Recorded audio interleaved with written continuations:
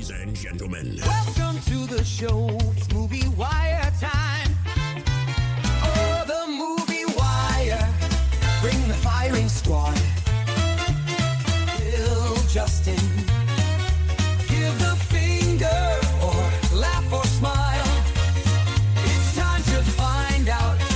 No more waiting. So here we go. The Sultan of Cinema. The gumshoe of review. Here is Justin Henson. Let's start the show. Let's go. welcome to the Movie Wire. And happy Thanksgiving, and welcome to this week's edition of the Movie Wire. I'm your host, Justin Henson, and welcome to the show. We've got a big show this holiday week with 3 new movies to review, with all 3 playing in theaters right now. This week on the show, you will be chased, just not like in the first one, in the second installment of Wicked for Good. When they took his family, he took revenge in the sequel to the unique 2022 film, Sisu, The Road to Revenge. And finally, I Don't Like You Anymore, If Only You Were Dead, a dark trip from director Osgood Perkins. Or is it? In Keeper. We got a lot to cover this week, so let's jump right in. Ready for my verdict? Let's get into it. Out of the windows, a roar and a burst of flame. The Movie Wire Podcast. You need people like me. The Wire. And here we go. We will be wonderful. Elphaba, the future Wicked Witch of the West, and her relationship with Glinda, the Good Witch of the North. In this second 2-part feature film adaptation of the Broadway musical comes Wicked for Good. Couldn't be happier. It's more important than ever that you lift everyone's spirits. As only you can. Does that do what I think it does? No. No way. I'm obsessulated. The wand really sells it. Because happy is what happens. Linda, the good. When all your dreams come true. It's the Wicked Witch.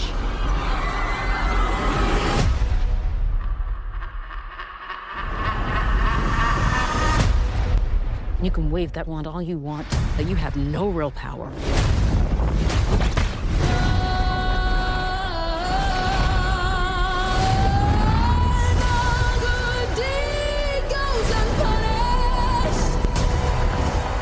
I'm a public figure now. People expect me to Lie? be encouraging.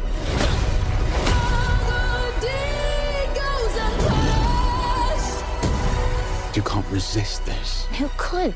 You know who could. There's a house, and it's flying through the sky. I'm off to see the wizard.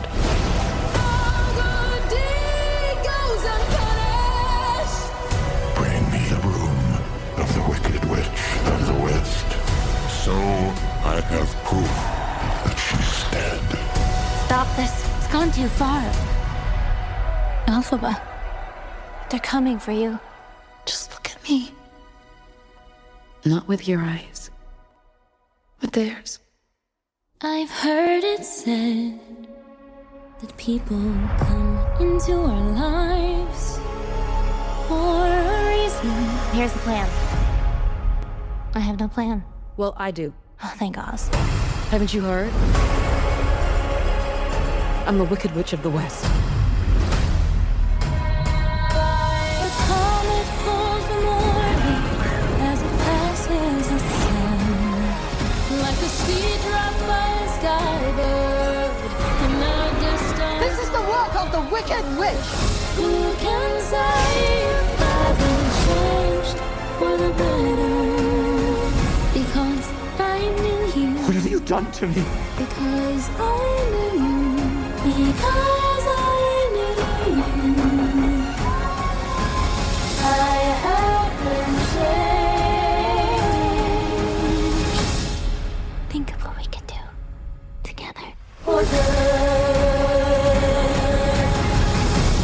Wicked for Good is an appropriate title, but should have been called For Good Intentions. And by the end of it, should have just been called Good God Just End. And it's not because it's a bad movie, because it really isn't. It just tries to hold a torch to the original that set a high bar, but also puts the question out there if this should have been in 2 parts. The answer is no. By the end of For Good, I know I would have preferred having a 3 to 3.5 hour Wicked movie versus this 2-parter, even a 4-hour movie. The problem that we have in comparison is that the original was 2 hours and 40 minutes with a pacing that just flew by. Here we have a 2 hour and 18-minute runtime that just drags, and at times we can feel the filmmakers really try and stretch this to make it feel like we needed a 2-parter. And what makes it feel like the pacing is off balance is when we have moments that we want the movie to focus on, and those moments, it rushes itself.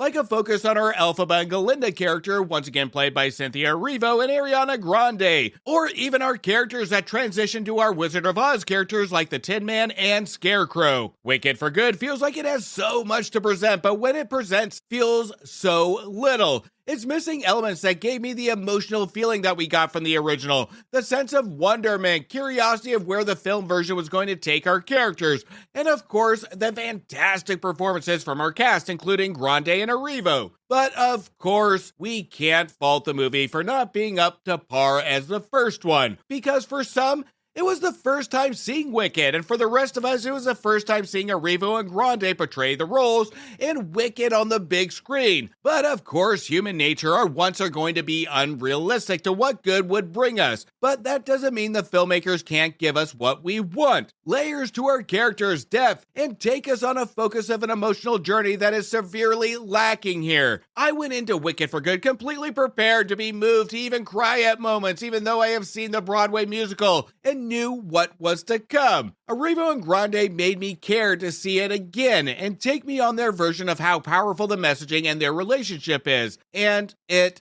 never comes. We get attempted clips at emotional moments, no tears, and utter disappointment that we can see it on screen that it's all there. But we run into that problem again, where these moments are completely rushed. We don't have a moment to take it in. These characters don't have times to really focus on the emotional journey that we should be feeling. The film presents multiple layers of stakes, but does nothing with it. Even when it comes to the music, the musical numbers have the same amount of songs as the first film, but it feels like less, mainly because most of the songs are shorter with less choreography and awe, do not stand out as memorable as we got from the first film. Now, back half of musicals can already feel short-handed in comparison to the first act of musicals, since most of the showstoppers are usually in the first half of the show. But that's where the stage musical did a fantastic job. It had a new level to engage the audience by utilizing the shock factor, something new we haven't seen before, of how our Oz characters came to be. And the film doesn't leverage this. Walking out of Wicked for Good, I got the feeling that the musical numbers were half of what we saw in 2024's Wicked. And again, the musical numbers in the first film gives us the feeling that there was a lot more music. There was a lot more choreography. There's a lot more music to kind of guide our characters. The music conquered the movie, with it having a longer runtime. It just felt like the soundtrack was longer. And this was the biggest shock factor for me. The musical numbers is on a 10-minute difference, with 53 minutes of musical numbers in the first film and 42 minutes in Wicked for Good. This is a problem where we feel a separation, where we don't feel enough musical numbers in the second film based on the runtime. Whereas in the first film, we have memorable numbers. We feel that there's a lot of numbers that really guide this movie to success. Not so much here. This is why choreography, visuals, and editing is so important when it comes to presenting the musical numbers to bring us into the movie emotionally. Here, it doesn't give me the need or want to listen to the Wicked for Good soundtrack. Because what I love about musical soundtracks is that it brings me back to what I usually say. The visuals, the choreography, complements the music, and here the music is present in a claustrophobic way. Of course, the vocal performances are good, but there is no compliments to the music. When I listen to a musical soundtrack, I love to have that feeling that I can go back and visualize the choreography, visualize the story, and it takes me to almost a nostalgic place. Wicked for Good doesn't give me that feeling. Now, the original Wicked presents a lot of themes from the first film that continues in For Good, that surrounds itself around the politics of Oz, including how public figures can change public opinion with the drop of a hat, driven by our wonderful Wizard of Oz, once again played by Jeff Goldblum, where again we run into the problem of not enough depth or dialogue or even screen time with him to give the message of what's his motivation, or at least motivation that's not at a surface level that asks the audience to fill in the blanks. The biggest thing that stands out to me on a positive note, even though again not up to par with the first movie, is the look of the movie. Yes, this one is darker as it should be given the events and the topics at hand, but when it wants to look bright and colorful, it does the job it needs to do. John M. Chu's direction and Alice Brooks' cinematography when it comes to capturing the world of Oz is fantastic, especially when we get the shots of the flower fields or the yellow brick road. And when we get the darker side of the city of Oz, we have shifted the color tone from the first film to present danger, and the danger of propaganda and politics into society. Where the city of Oz was happy without the knowledge of danger, the Oztonians rallied against the mere idea that animals were a threat, where they were a lower class to our Oztonians. And again, when you get propaganda of something weaker to you, with promises, empty promises, whatever it may be, and a civilization is gonna rally around that and go with the crowd. The topics that Wicked for Good presents are very familiar from what we've seen from the past, our history, mistakes made from our history. Even the magical world of Oz can't escape politics and civilization mistakes. Now, I know I'm being a little hard on this movie. Again, it's not a bad movie. It's not a horrible movie. It was just a very disappointing one for me. And I'm sure a lot of people will like it, or at least convince themselves that they like it. But the biggest argument I will have with this film is that it doesn't come close to the rewatchability of the first one. The first film, I could pop in at any time and get some enjoyment out of it. And Wicked for Good, this is a movie everybody in my family wanted to see. So now I have seen it 2 times, and my second viewing was slower than the first one. And I almost had to drag my feet to go see it again. But since it's a 2-parter, I almost have to look at this film as a holistic measure. Wicked for Good gets some things right, especially when it comes to the visuals, colors, and outstanding performances once again. But I do have to mention the chemistry between Arrivo and Grande does feel a little stale here. And I do have a theory on it, is that these two really did build a chemistry and a relationship and a friendship outside of the set, where they are too comfortable with each other, where the performances here, they're not bad, but they just feel linear, where we just get complacent in the performances. We just kind of get through it, and I don't think it's on purpose, but I think there is something lacking here when it comes to the chemistry, where we lack an emotional response from the audience. This movie should have hit emotionally hard. It does not. And there's multiple things that we can contribute to that. As a musical, this needed to follow the yellow brick road to bring us on a journey of wonderment, excitement, and emotion. And it really doesn't. So for me, I have to give it a near miss, and I hate myself for it. I'm giving Wicked for Good 2.5 stars. Let's all go to the lobby. Let's all go to the lobby. Now, before we get into the rest of the show, make sure you check out my reviews for movies that just became available to rent, buy, or stream now. Now available on video cassette. Forgotten but not gone in the tragic true story of Broadway legends Lawrence Hart that will fill a Broadway thirst with a fantastic performance from Ethan Hawke in Blue Moon that received 3.5 stars. Risk everything, regret nothing, and regretting you that will make you full of regret spending the time and or spending the money.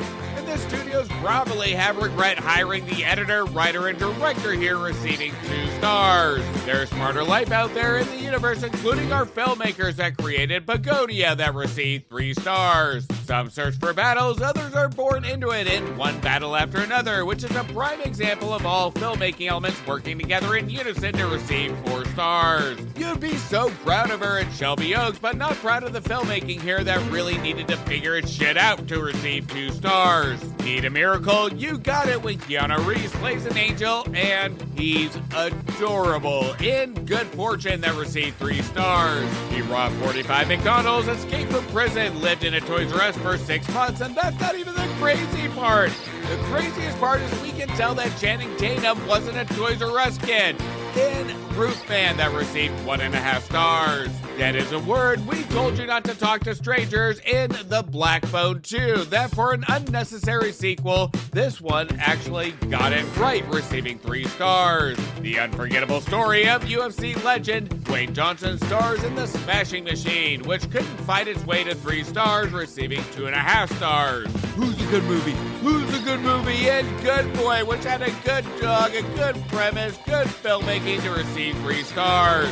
The task is simple: walk or die in the Stephen King adaptation of The Long Walk. That was a pretty thrilling movie for a movie about walking. That received 3 stars. All's fair when love is war in The Roses, which, call me a romantic, but nothing makes me appreciate relationships more than watching other relationships fight, receiving 3.5 stars. Who can you trust when everyone is a stranger? You know, I kind of wish during this movie I was kidnapped by strangers, thrown in a truck, driven off of a cliff to avoid The Strangers 2, which received 0.5 star. It was supposed to be fun, then 2 pregnant women later in the threesome, and surprise, it's getting threesome stars.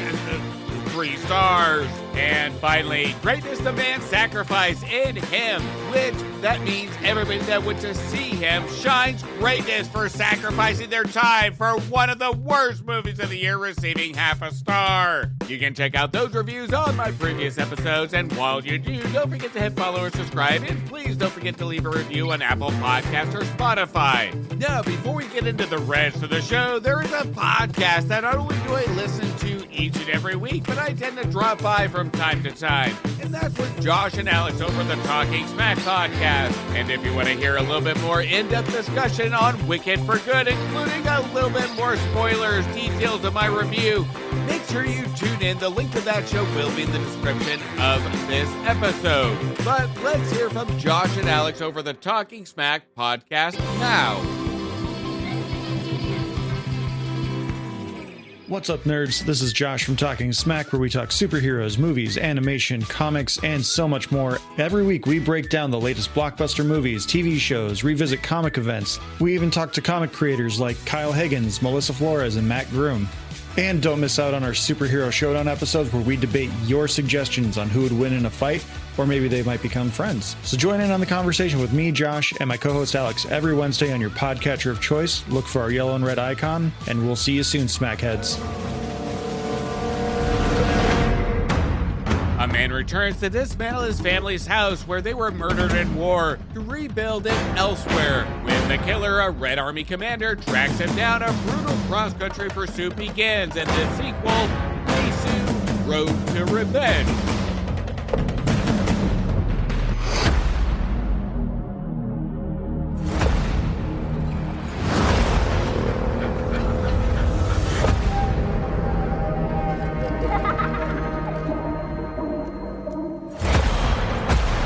Yegor Dragonov, you killed hundreds of civilians, including the family of a Finnish commando who took revenge and became a legend.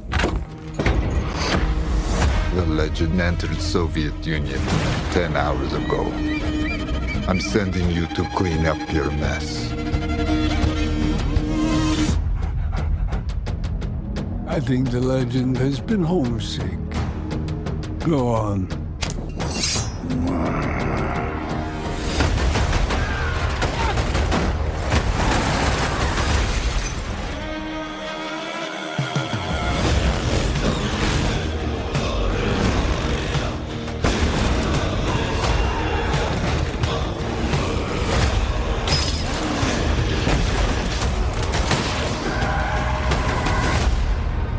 They're saying I lit the fire in you.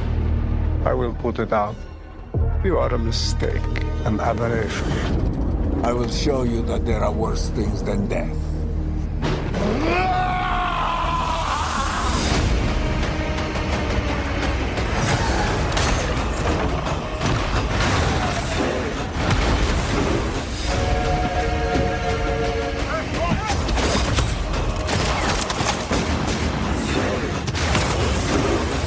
You stubborn motherfucker. Unleash hell.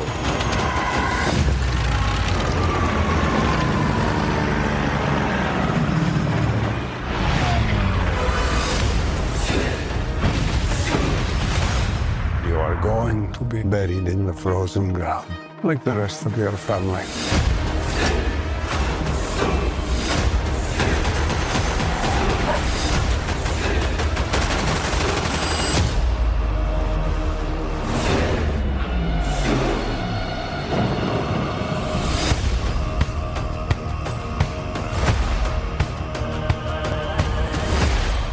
And that trailer had pretty much all the dialogue from the movie in it. Sisu returns just in time for Thanksgiving, and maybe a good thing to watch before heading over to Thanksgiving dinner to get the blood flowing and get pumped up to battle family members over arguments of politics. Nothing says Happy Thanksgiving than tanks flying through the air, gigantic missiles exploding on one's head, decapitations, and over-the-top action scenes. Sisu did what I thought wouldn't be able to do in comparison to the first movie, which is outdo itself, but in a different way. The first Sisu from 2022 gave us that good old feeling of a man killing Nazis for an hour and a half. Our writer-director from the first film, Hjalmar Helander, returns to bring audiences what they want. Pure outlandish violence for an hour and a half. Helander is smart here to not focus on the pure copycat of the first film, but leans heavy in the fun factor to make an audience gasp and react. This is an audience reaction film with beautiful, beautiful visuals and camera work that make us not want to blink. Jormila Tobila returns as Atomy Corpy, who goes on another journey. This time is not with a bag of gold, but rather a spruced up truck that feels straight out of Mad Max, who carries wood from his old family home that got destroyed in war to another location in Finland. But of course his plans are derailed when Red Army Commander Yegor Dragunov, played by Stefan Lake, who murdered Adame's family, is sent to finish the job by killing Adame. This leads to high-speed chases, many high-speed chases, gunfights, all that again resembles inspiration from the Mad Max films. But the clever thing that Helander does is how he handles the stakes. I remember feeling worried that Adame was going to lose the gold he was traveling with every fight from the first film. Here we don't have gold, but rather a truck full of wood. And with every chase, every fight, I felt worried that he was going to lose the pile of wood, just as I did the bag of gold in the first film. There is a scene where the wood in the truck caught on fire, and I was generally worried. Helander spends the first movie with gold being a symbol of going from poor to rich, a golden ray of hope. Here we have an emotional stake where it symbolizes a new beginning and remembrance. In between the action, stabbings, decapitations, Helander brings in objects as support to an emotional stake. And with mostly limited dialogue, this is essential by always ensuring the stakes, if used with objects, are always present, like it's its own individual character. Sisu Road to Revenge, just like the original, must have had a script of maybe 7 pages of dialogue, but I feel that Helander thought the audiences know the character. We like the character. We love he killed all those Nazis. Now let's put him in a situation where he can really stretch his legs with objects, vehicles, and settings that to do real damage. It's a bold move to put a movie like this during the holiday season, but it's also a smart move. This is escapism at its finest, where the stresses of the holiday season, Oscar grab films, and family movies can be so structured and repetitive that this releases as almost the purge of the holidays in the cinematic world, where sometimes we just need some nonstop action, violence, that is so out there, so ridiculous that we can't help but laugh. And I know that some, especially this time of year, that might sound a little morbid, but it's just an action movie that goes over the top. It isn't a Saw film that makes you feel dirty. The action is so over the top that we can't help but have some fun with it. It's like a Troma Productions B film with a big budget, where there are times we just laugh, we chuckle because it's just so fucking silly. But the cast keeps a straight face, and Corpy keeps a straight face, but also banks on his original performance to get the audience's buy-in. Corpy is, again, silent in this movie, but there is a layer of confidence we see in his physical performance, where we see him suddenly have fun with the action, but realizes the stakes at hand. One of the biggest strengths that we can see from a bigger budget, and of course Helander's confidence, is to make a sequel that doubles down like he does, with fantastic cinematography from Mika Erasma, who did 2012's Iron Sky and 2010's Rare Exports, which is one of my yearly Christmas movie traditions. It almost makes me angry that we don't see Erasmus' work in more well-known films. This is a cinematographer that knows what brings in entertainment based on what an audience wants and what the material needs to have. In comparison to the first film, this is a sequel that, in its subtle and limited dialogue, again is able to double down on the emotional core of Corpy, where we take away Nazis and gold, and then it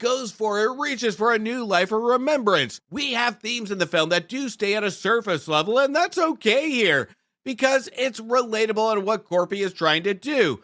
Helander presents an understandable stake and theme in the first act, and when we have something that's relatable and it's presented appropriately in the first act, you can tell any fucking story you want, and Helander does just that. Sisu Road to Revenge is perfect for Thanksgiving because it utilizes one of my holiday go-to films, Planes, Trains, and Automobiles. Only with death, because our main character kills in Planes, Trains, and Automobiles. Should I feel guilty for integrating a movie with gore and death during the holidays? Probably, but I don't care. It's stylish, it understands its audience that loved the first one. It looks great, and it's a great movie to watch with a big audience. This is a movie for theaters. I'm giving Sisu Road to Revenge 3.5 stars. A romantic anniversary trip to a secluded cabin turns sinister when a dark presence reveals itself, forcing a couple to confront the property's haunting past. In Osgood Perkins' Keeper.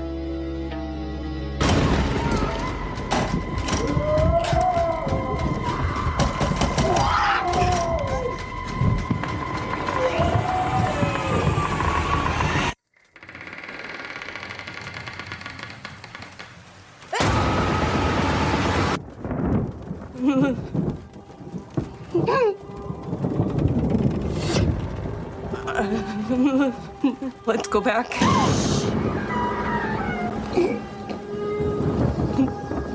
we do that? Can we just do that?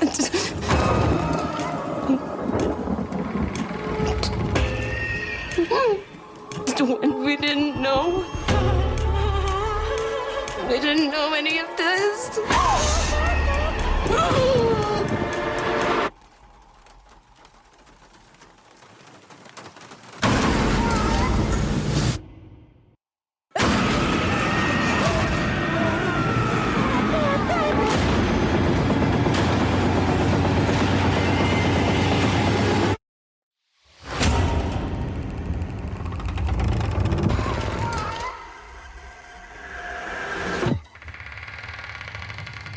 Where are you?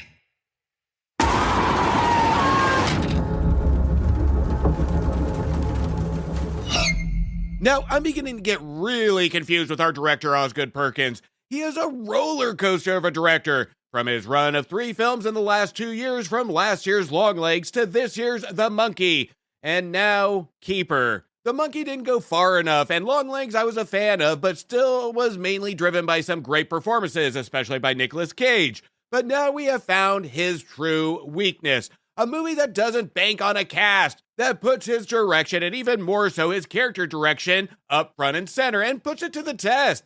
The Keeper attempts to surround itself around mystery, character mystery, a haunted house mystery, and the overall feel is a mystery I couldn't care less about, mainly because the characters are so damn dull.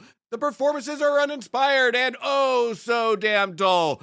We have a movie about the romance of Liz and Malcolm, played by Tatiana Maslany and Ross of Sutherland, who travel up to Malcolm's secluded middle-of-the-woods getaway cabin. And you know, why not? We've only used that 1,000 times over, whereas the viewer not even knowing the plot going in, no bad shit's gonna happen if you have to go to a secluded cabin. And of course, bad shit does happen because Liz starts hearing and seeing things. Shocker. And random characters just appear with a music score that attempts to make them feel threatening. And spoiler alert, it doesn't. Keeper has a couple of scenes that work extremely well, but these are in early scenes where, for example, we have Liz having a bath and a heart is traced on the fog of a window with nobody to be seen drawing it. But these scenes are far and few in between. Most of the movie, we're just having conversations that are not mysterious or lead to anywhere. Again, dull. And these dull conversations lead the viewer on a misguided journey where we feel that there's more to come.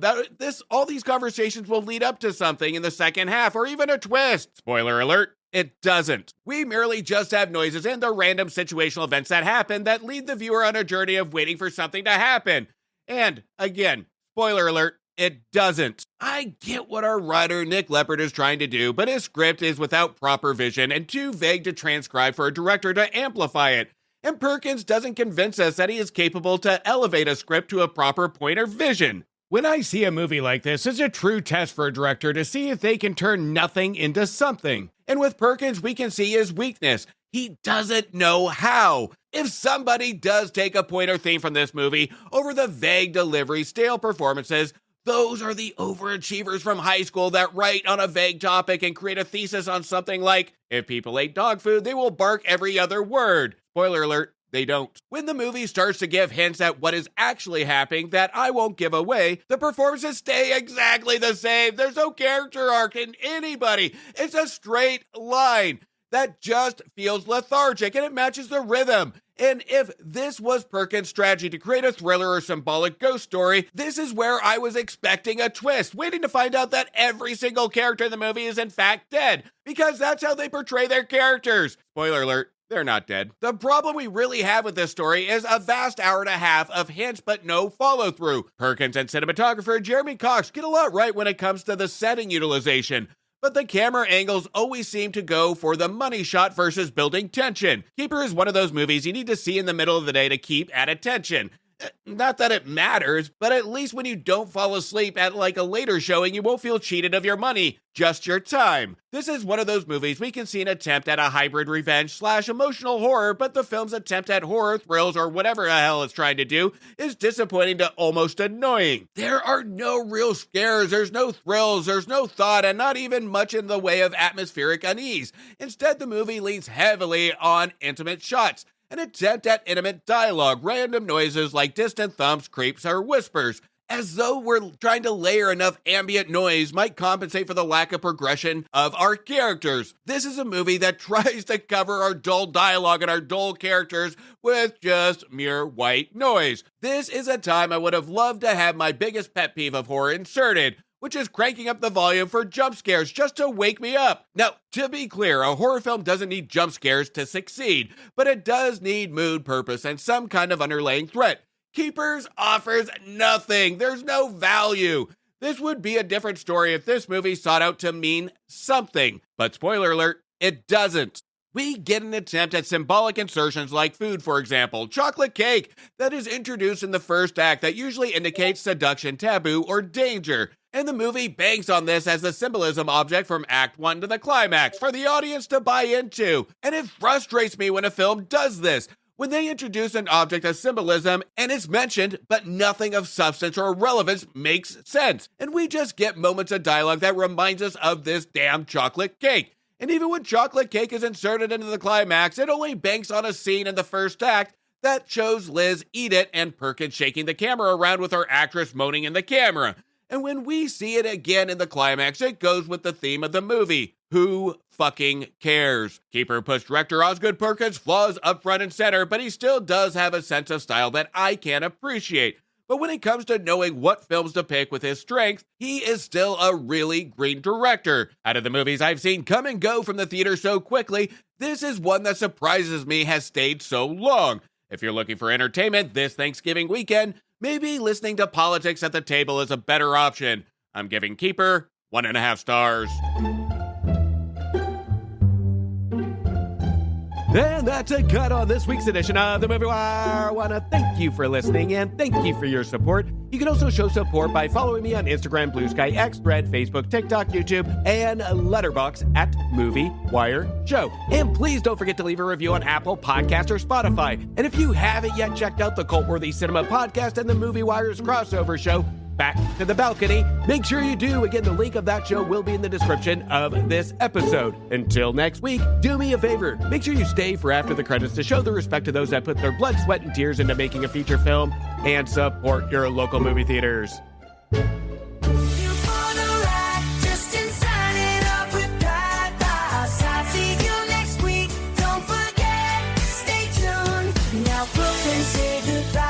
Thank you for bringing me to the movies. Let the credits roll.